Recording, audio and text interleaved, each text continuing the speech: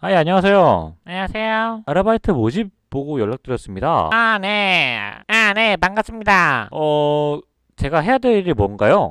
그냥, 통장만 잠시 빌려주시면 제가 바로 입금해드리겠습니다. 그거밖에 없어요? 아싸! 땡 잡았다! A few moments later.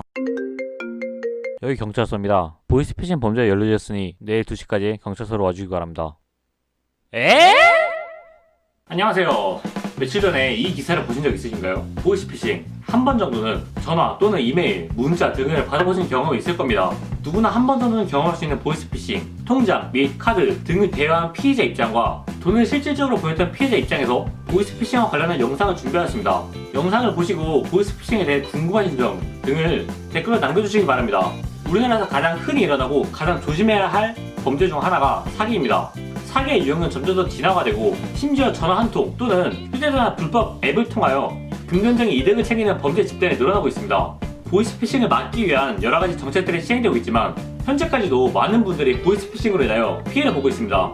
피해를 당하고 싶어서 당하는 피해자는 없지만 자신도 모르게 너무 급박한 상황에 처해져 합리적인 사고를 할 수 없는 경우가 있습니다. 보이스피싱으로 피해를 본 사례 중 높은 비율을 차지하는 것은 금전적 어려움에 처해져 대출 빙자 사기, 각종 사건 사고로 인하여 사고가 나서 이를 해결하기 위한 방법형인 기관 사칭 사기, 교통사고, 계좌이체 요구 등 위험한 사고를 가장한 지인 사기 등으로 나타나고 있습니다. 보이스피싱 피해자는 유인책의 기망에 속아 통장 대여자의 계좌에 현금을 입금하고 현금 전달자는 통장에서 현금을 인출한 다음 현금 수거책에게 전달하여 최종적으로 조직 총책이 수익이 없는 과정을 보이스피싱을 하고, 보이스피싱 범죄자들은 각자 역할이 분담되어 있습니다. 신용불량자, 노숙자, 학생, 경제적 어려움이 있는 사람들에게 접근하여 통장 및 카드 등을 개설해주면 반대 급부를 주고 통장 및 카드 등을 받습니다. 해외에 본부를 둔 사기단이 금융기관 및 검찰, 경찰, 금융감독원, 기타 공공기관의 대표 전화로 발신자 번호를 조작하여 무작위로 국내 전화 또는 문자를 보냅니다.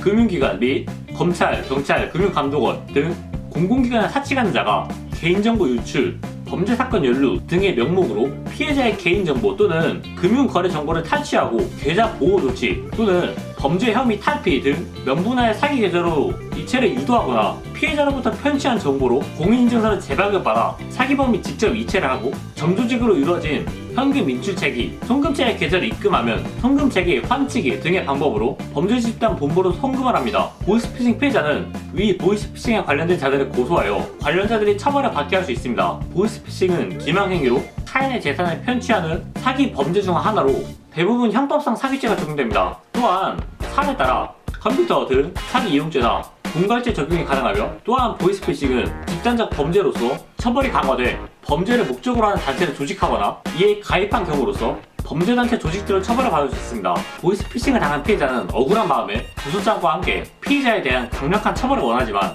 정말로 처벌을 받아야 할 범죄자들은 해외에 있는 경우가 많고, 또한 조직 총책은 거의 잡히지 않고 모집책, 유인책, 현금 수거책, 통장 대여자, 현금 전달자 등이 가장 많이 체포되고 있는 실정입니다. 그중 모집책, 유인책, 현금 인출책의 경우에는 조직 총책과 유기적으로 관련되어 있어서 관계자를 불리우고 재판을 받게 되는 경우 대부분 실형을 선고받습니다. 그러나 보이스피싱 단순 가담자는 자신의 행위가 불법인 줄 인지를 못하는 경우가 많이 있습니다.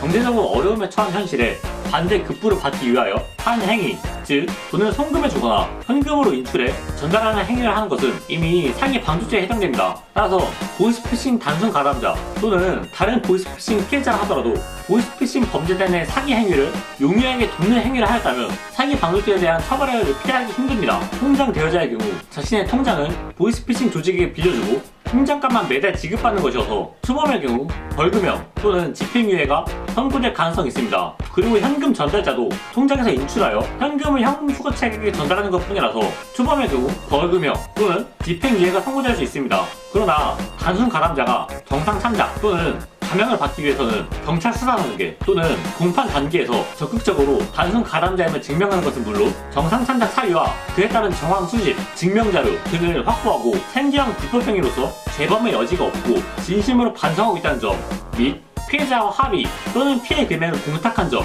등을 근거로 양형이 과중하거나 부당한 처벌을 피할 수 있도록 변호를 하는 것이 중요합니다. 그러나 보이스피싱 피해자가 피해 금액을 회복하기 위해서는 별도로 통장 대여자, 현금 인출책 등에게 배상 망명 또는 민사소송을 해야 되는데 대부분의 통장 대여자들은 재산이 없는 관계로 결국 피해 금액을 거의 회수할 수 없는 상황이 많습니다. 보이스피싱으로 인하여 피해를 입은 피해자는 피해 금원을 변제받기 위하여 형사 고소를 하지만 현실적으로 보이스피싱 총책 및 중간관리자 등을 검거하는 것은 쉬운 일이 아니기 때문에 형사 고소만으로 피해 금원을 회복하는 것은 쉬운 일이 아닙니다. 따라서 보이스피싱 피해자들은 통장 및 카드 등을 대여한 통장 대여자 또는 현금 전달자에게 민사소송을 하여 피해 회복을 받을 수 있습니다. 범죄 조직 중 총책, 즉 주범이 검거되지 않은 사안이라도 보이스피싱 민사소송 절차를 진행할 수 있습니다. 민법에는 여러 사람이 함께 잘못한 경우 다같이 책임이다는 공동 불법 행위 책임이 있습니다. 또한 대법원에서도 과거부터 일관하여 과실, 방조에 의한 민사상 불법 책임을 인정하고 있습니다. 그러나 피해를 입은 피해자 측에서도 사회적 문제로 대두되고 있는 보이스피싱 피해 금액에 대하여 아무것도 알아보지 않고 급한 마음에 상당한 금액을 손실해본 사람들에게도 어느 정도의 책임이 있습니다. 즉 불법 행위 손해배상 책임에서는 과실 비율에 대한 책임에 따라 배상 절차가 달라질 수 있기 때문에 보이스피싱 민사소송에서 피고는 과실 상계 및 피해 발생 및 확대에 이르게 된 점이 원고의 책임도 있다는 것을 주장할 수 있습니다. 보이스피싱의 경우 굉장히 계획적으로 일사불란하게 움직이며 은밀함을 원칙으로 하기 때문에 각자의 역할과 소통이 굉장히 폐쇄적이며 본거지가 해외에 있는 경우가 많이 있으며 피해를 받은 사람들도 굉장히 여러 명이라고 할 수 있습니다. 범죄를 행할 생각이 없었고 대출을 해준다고 해서 또는 단순한 아르바이트라고 해서 했던 것들 보이스피싱에 속아 돈을 준 사람과 통장 및 카드 등을 대여한 사람, 이 영상을 보시는 분들은 보이스피싱 피해자가 누구이고 가해자는 누구라고 생각하시나요? 당신도 모르는 사이에 보이스피싱 공범이 되어버리는 경우가 있고 보이스피싱 범죄단에 속아 자신의 전 재산을 한순간에 잃어버릴 수도 있습니다. 보이스피싱으로 피해를 입어 정책적으로 많은 제도들이 시행되고 있지만 피해 보상을 받기에는 부족한 부분들이 많이 있습니다. 낯선 전화가 오시면 의심해보시고 보이스피싱으로 인하여 피해가 발생하는 일들이 없었으면 좋겠습니다. 영상을 끝까지 봐주신 분들 진심으로 감사 인사드립니다. 감사합니다.